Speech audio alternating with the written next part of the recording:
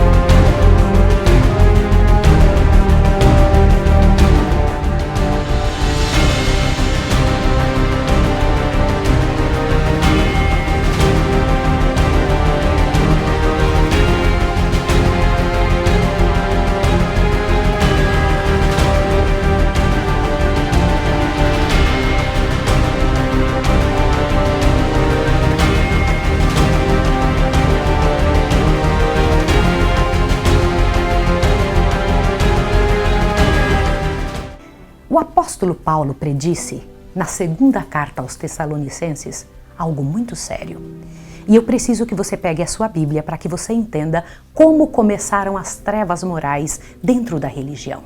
Observe, pegou sua Bíblia? Eu preciso que você leia junto comigo. Diz assim, segundo Tessalonicenses 2, verso 1 em diante. Diz o seguinte: Ora, irmãos, quanto à vinda de nosso Senhor Jesus Cristo e a nossa reunião com Ele, rogamo-vos que não vos demovais facilmente do vosso modo de pensar, nem vos perturbeis, quer por espírito, quer por palavra, quer por epístola, como se procedesse de nós, como se o dia de Cristo já tivesse chegado. Olhe bem, ninguém de maneira alguma vos engane, pois isto que é a volta de Jesus, né? Nossa reunião com Ele, não acontecerá sem que antes venha a apostasia e se manifeste o homem do pecado, filho da perdição. Ele se opõe e se levanta contra tudo que se chama Deus ou é objeto de culto, de sorte que se assentará como Deus no templo de Deus, querendo parecer Deus. Você percebeu que o apóstolo Paulo predisse? Ele disse que antes da volta de Jesus aconteceria uma grande apostasia no meio do povo de Deus. O que é apostasia? Deixar o que é certo para seguir coisas que o Senhor Deus não ensinou. E também dizendo que se levantaria um homem da perdição, o filho da perdição, se assentando no lugar de Deus, no trono de Deus, no espaço de Deus, como se fosse o próprio Deus. Mesmo naquele tempo, Paulo tinha visto que entrando e se insinuando dentro da igreja, erros que preparariam o caminho para o desenvolvimento do papado. Pouco a pouco e depois mais claramente, os erros foram sendo introduzidos na igreja primitiva e quase imperceptivelmente o paganismo começou a tomar lugar dos cultos sagrados. Vale lembrar também que quando cessaram as perseguições, o cristianismo começou a existir nas cortes e nos palácios dos reis e perdeu-se a sua simplicidade e tornou-se uma religião de pompa e de orgulho. Como a suposta conversão de Constantino no início do século IV, houve um regozijo no mundo sob um manto de justiça se introduzindo dentro da igreja. Sabe o que era isso? Era o paganismo. O paganismo dominava as igrejas pela imposição das tradições e ritos pagãos.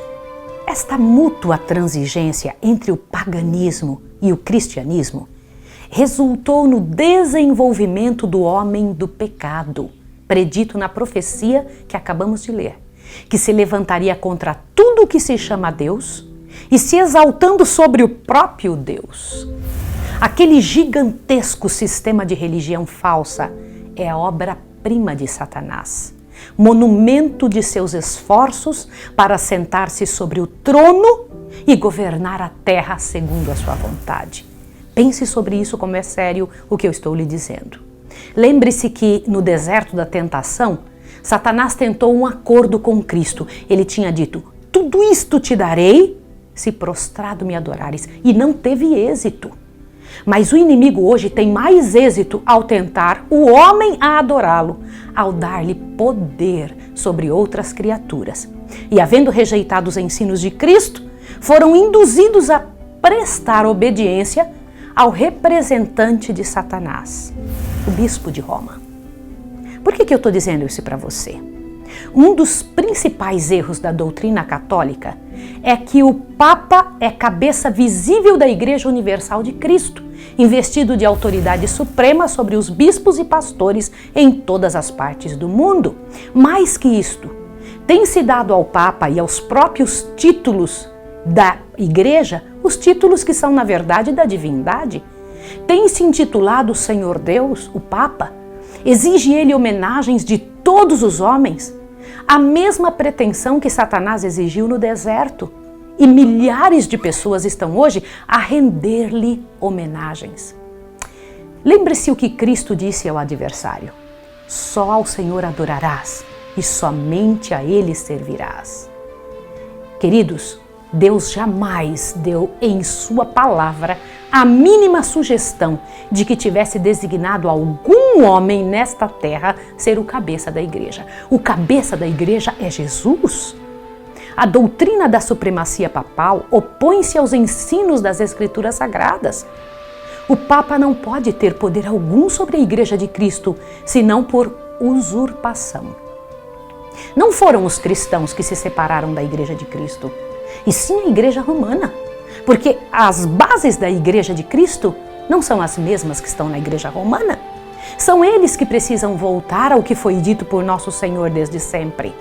E Satanás bem sabe que onde existem as Escrituras Sagradas, onde este livro existe, a liberdade de consciência e o Deus eterno será adorado de maneira correta.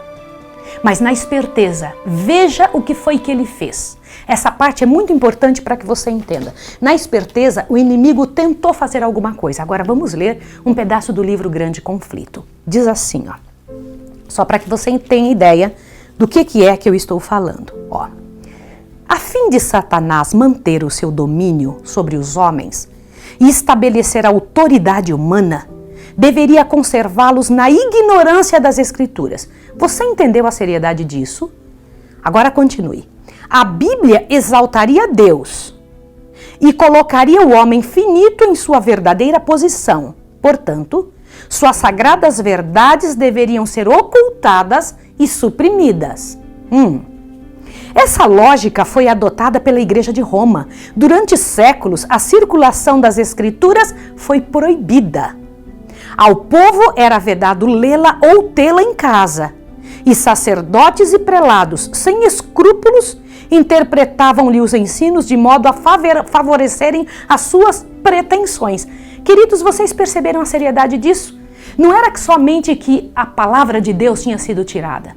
Era que tão pouca gente possuía que as pessoas que tinham algum conhecimento a respeito da Bíblia, te assuste agora, interpretavam segundo sua própria vontade. Você encontra hoje alguma coisa parecida com isso? Quando o revelador dos erros foi tirado das mãos do povo, qual é o revelador dos erros? A palavra de Deus? Então Satanás teve livre acesso ao mundo com suas teorias e seus ensinamentos destruidores. Eu preciso ler com você uma profecia do livro de Daniel, onde diz que um poder contrário a Deus mudaria os tempos e as leis. Isso é muito importante. Eu preciso que você pegue a sua Bíblia, abra no livro de Daniel. Ao abrir no livro de Daniel, você vai se sentir esclarecido sobre algumas coisas. Daniel capítulo 7. Daniel, olha, que ele viveu quase 600 anos antes de Jesus nascer.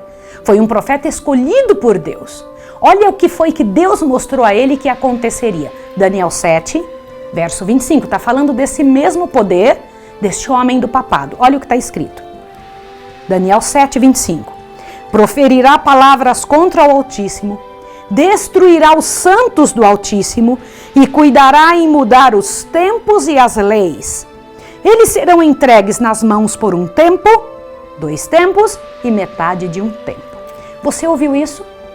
Aqui Daniel está prevendo, há uma previsão, uma predição, dizendo que alguém mudaria os tempos e as leis. Percebe isso? E que eles este poder destruiria os santos do Altíssimo. Por favor, é muito importante você entender essa parte. Veja, se ele mudaria os tempos e as leis, veja comigo que coisa séria. Também começou a introduzir no culto do povo, as imagens. E esse sistema de idolatria condenado por Deus abriu portas para a eliminação do 2º mandamento da lei de Deus.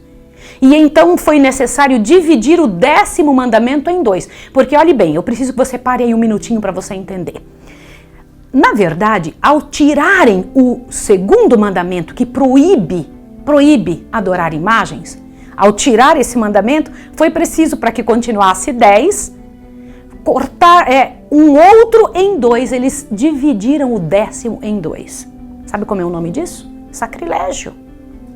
Este sacrilégio, o inimigo usou pessoas para mudar mais um outro mandamento da lei divina. o quarto mandamento, que ordena a santificação do que mesmo?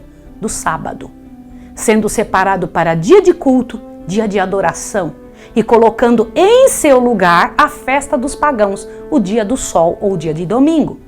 Essa mudança não foi a princípio tentada abertamente, mas foi devagar, foi acontecendo. Nos primeiros séculos, o sábado foi guardado por todos os cristãos. Sendo ciosos da honra a Deus, não poderiam sequer supor que feririam a Deus o que Deus tinha pedido. Mas com a nova imposição do dia pagão, o domingo, foi feito desse dia uma comemoração ao dia da ressurreição de Cristo. E hoje muita gente fala sobre isso. Dizem que guarda o domingo por causa da ressurreição de Jesus. Tal era a grande astúcia do inimigo da verdade, Satanás. Por trás de tudo isso estava Satanás. Atos religiosos eram neste dia de domingo realizados, porém considerado como dia de recreio, enquanto o sábado do quarto mandamento era ainda observado. Eu vou ler para você aonde a gente encontra essa informação no Grande Conflito. Observe bem, porque isso é muito importante que você entenda. Eu vou ler para você agora. Livro Grande Conflito tem uma informação muito séria a respeito disso. Olhe bem.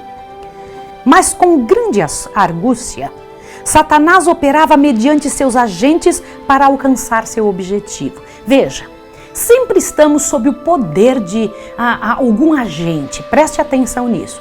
Quando agimos, estamos debaixo de algum poder. Neste momento, Satanás estava usando seus agentes para conseguir tirar Deus do trono do coração.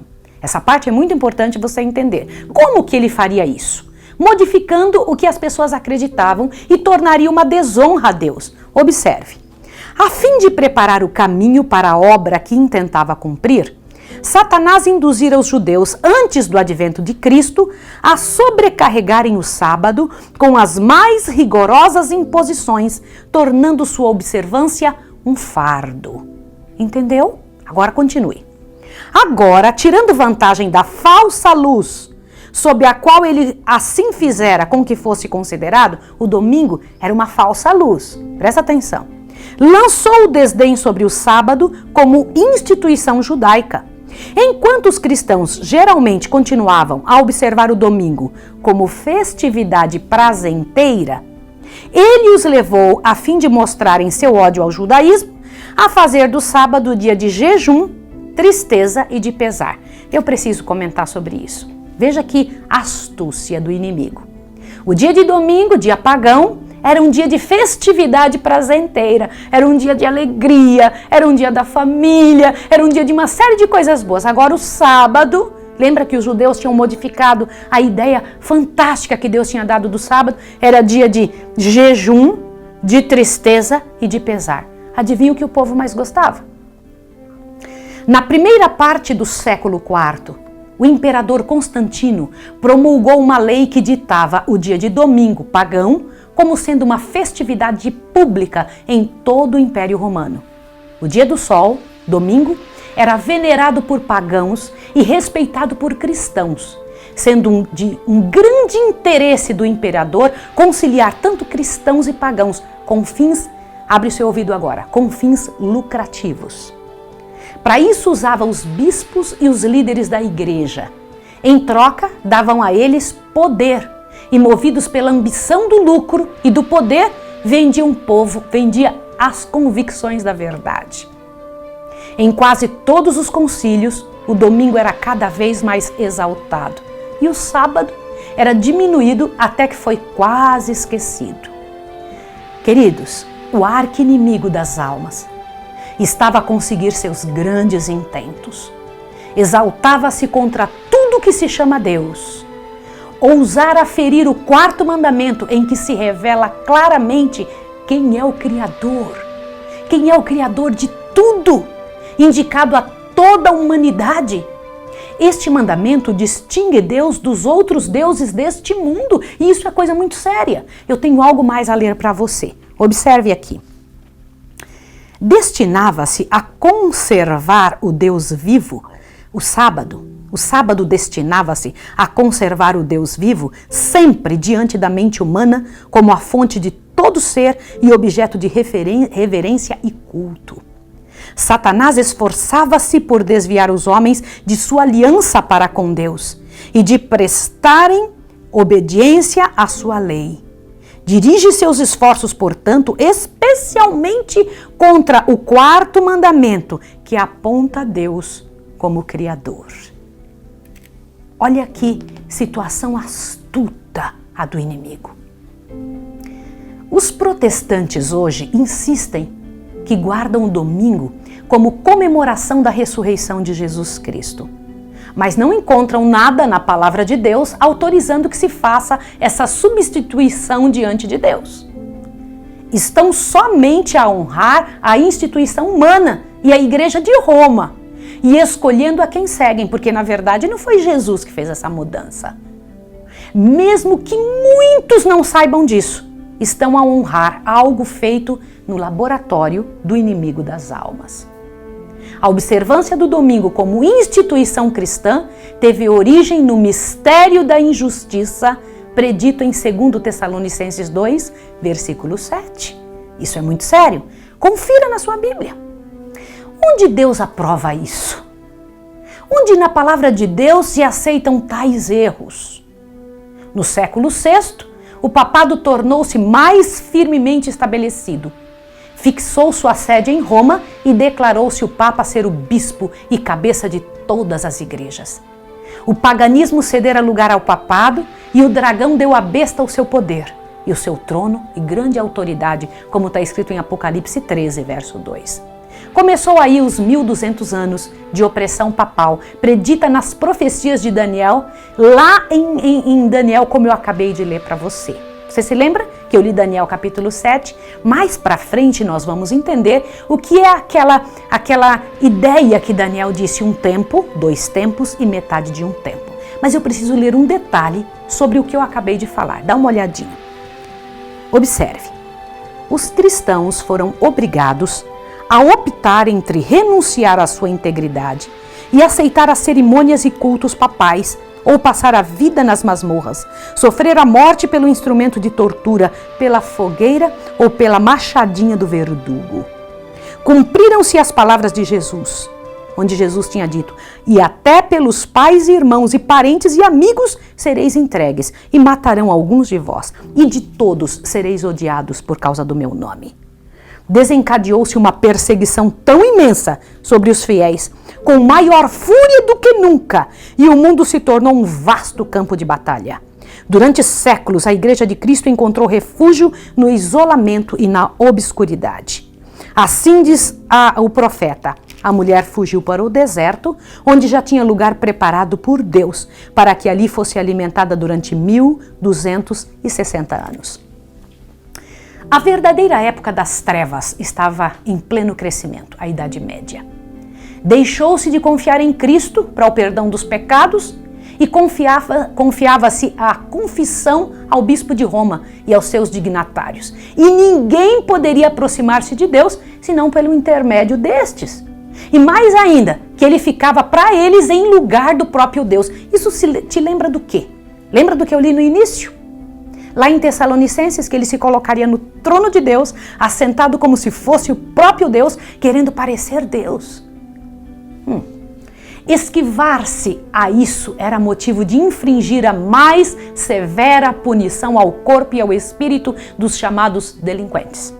Assim, a mente do povo desviava-se de Deus para o Papa e sua falsa igreja. O pecado se disfarçava sob o manto da santidade. Quando as escrituras são suprimidas, tiradas das pessoas, o homem então sobe ao poder e Deus é rebaixado. Com a substituição das leis claras de Deus, as leis humanas são elevadas e o povo permanece em densas trevas de paganismo e condenação. Não é o que vemos hoje? Mas o pecado da apostasia ainda teria outros frutos. Alguma vez você já ouviu falar sobre inferno? A doutrina do purgatório? Quando essa ideia começou a ser falada entre as pessoas do mundo? Com a entrada das invencionices da Igreja de Roma, criou-se a horripilante doutrina do inferno e do purgatório, fazendo o mundo inteiro considerar Deus um ser vingativo e apaziguado somente com ninharias de ofertas e de penitências. Para assegurar o que essas pessoas diziam, eles criaram os livros apócrifos, e eu preciso ler isso para você. O que são livros apócrifos? Observe o que nós encontramos aqui nos livros a respeito disso. Observe, isso é muito importante. Livros apócrifos, observe. Antigos escritos foram forjados pelos monges. Decretos de concílios de que antes nada se ouviram falar foram descobertos, estabelecendo a supremacia universal do Papa desde os primeiros tempos. E a Igreja, que rejeitava a verdade, avidamente aceitou esses enganos. Parou para pensar na seriedade disso? Se era necessário que houvesse alguns registros, então foi preciso inventá-los. No século VIII, a apostasia graçava solta, e os poucos fiéis, firmando sobre o verdadeiro fundamento, cansados de tantas perseguições, constantes lutas, fraudes, iniquidades, de todos os outros obstáculos que Satanás colocava no caminho deles para deter-lhe o progresso, alguns haviam sido fiéis edificadores, começaram a desanimar. Desanimaram-se e, por amor da paz e segurança da sua própria vida, da propriedade que tinham, desviaram-se do verdadeiro fundamento. Que pena. Mas eu vou ler isso para você. Observe o que diz aqui. Outros, cansados da constante luta contra a perseguição, fraude, iniquidade e tantos obstáculos, se desviaram do verdadeiro fundamento. Outros, sem se intimidarem com a oposição de seus inimigos, intrepidamente declararam: não os temais. Lembrai-vos do Senhor, grande e terrível, e prossigam com a obra, cada qual com a espada cingida ao lado. Eles chamavam de espada a palavra de Deus. Veja, enquanto alguns apostatavam, outros levantavam firme a palavra de Deus. O mesmo espírito de ódio tem inspirado os inimigos de Deus em todos os tempos. Deus diz: vigiai. Naquela época, generalizou-se o culto a imagens. Foi nessa época que começou-se a adorar imagens. Acendiam-se velas para a adoração dessas imagens. Prevaleciam costumes supersticiosos. Parecia que os homens tinham perdido a razão, porque nada parecia com a religião antiga. Enquanto os bispos viviam em completa licenciosidade e vício, não é de admirar que os homens também vivessem em ignorância e vício. Erro terrível foi aquele que foi declarado pelo Papa Gregório VII, dizendo que a Igreja nunca havia errado e nem jamais erraria. Mas a própria Escritura não concorda com isso. Nesse momento é preciso mostrar uma outra coisa para vocês. Eu preciso ler um detalhe. Observe bem. Essa parte é muito importante. Uma flagrante ilustração do caráter tirânico do Papa Gregório VII se nos apresenta no modo como tratou o imperador alemão Henrique IV. Observe isso. Por haver intentado desprezar a autoridade do Papa, declarou-o excomungado e destronado. Aterrorizado pela deserção e ameaças de seus próprios príncipes, que por mandado do Papa eram incentivados na rebelião contra ele, Henrique pressentiu a necessidade de fazer as pazes com Roma. Agora imagine. Em companhia da esposa de um servo fiel, atravessou os Alpes em pleno inverno, a fim de humilhar-se perante o Papa.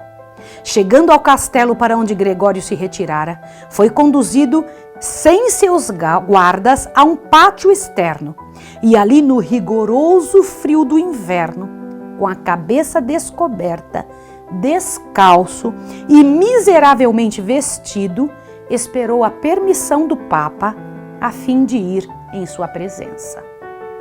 O pontífice não se dignou a conceder-lhe perdão, senão depois de haver ele permanecido 3 dias jejuando e fazendo confissão.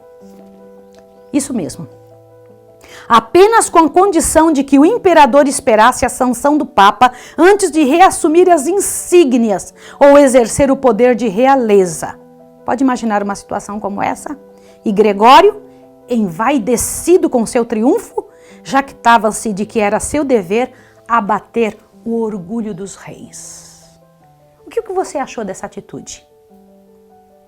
Que contraste com Cristo, o sofredor humilde.